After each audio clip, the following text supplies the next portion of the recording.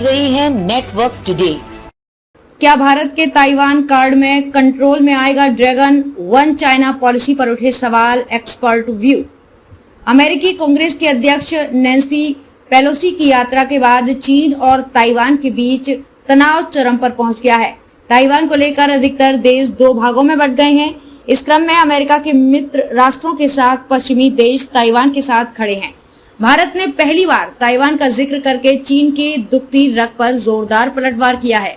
भारत ने ताइवान जलडमरू मध्य में चीन की ओर से किए जा रहे विनाशकारी हथियारों के जमावड़े का उल्लेख किया है। हालांकि ताइवान के मामले में भारत ने अपने पत्ते कई दिनों तक खोले नहीं थे। ये भारतीय कूटनीति का हिस्सा था। भारत चीन सीमा विवाद के पूर्व भारत वन चाइना पॉलिसी पर आस्था व्यक्त करता है, लेकिन चीन के साथ सीमा विवाद गहराने पर भारत ने अपनी नीति में बदलाव के संकेत दिए हैं।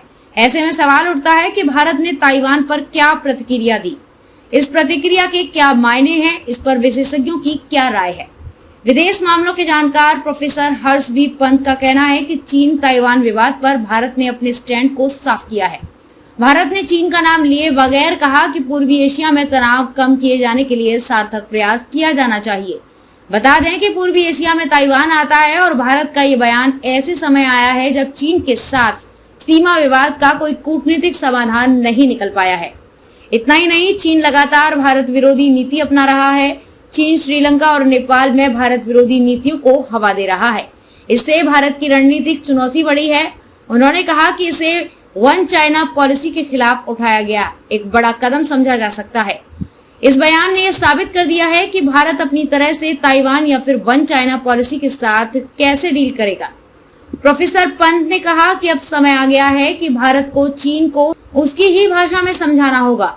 चीन के प्रति उसकी उदार दृष्टिकोण को वो भारत की कमजोरी समझ रहा है। उन्होंने कहा कि समय आ गया है चीन के प्रति भारत की रणनीति में बदलाव किया जाए। उन्होंने भारत की इस कदम की सराहना करते हुए कहा कि चीन को सही समय पर करारा जवाब दिया जाएगा।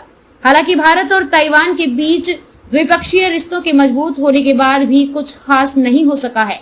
वर्ष 2000 में जहां दोनों देशों के बीच $1 अरब का व्यापार हुआ, तो वहीं 2019 में ये $7 अरब से कुछ ज्यादा ही पहुंच गया।